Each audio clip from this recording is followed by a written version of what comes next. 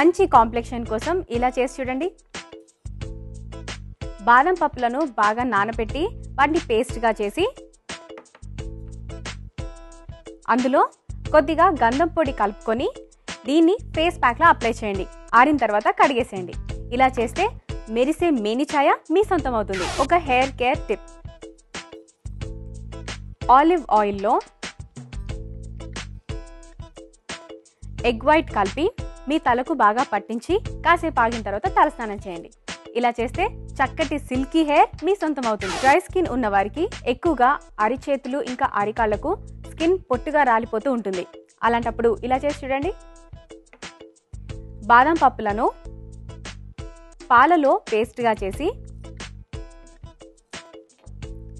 అందులో కొద్దిగా మీగడ, కొద్దిగా గ్లిజరిన్ కలిపి అరిచేతులకు అరికాళ్లకు మసాజ్ చేయండి.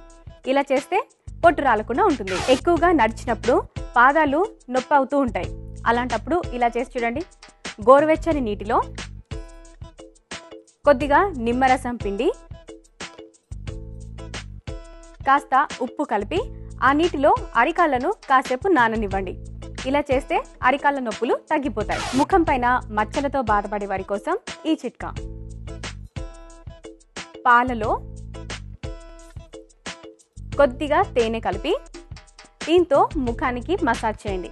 ఇలా తరచూ చేస్తూ ఉంటే ముఖం పైన ఉన్న మచ్చలు తగ్గుముఖం పడతాయి. క్యారెట్ ముక్కలు త్వరగా కట్ అవ్వాలి అంటే క్యారెట్ ముక్కల్ని ముందుగా కొద్దిగా బాయిల్ చేసి ఆ తర్వాత కట్ చేసి చూడండి. అవి ఈజీగా ఇంకా త్వరగా కట్ అవుతాయి.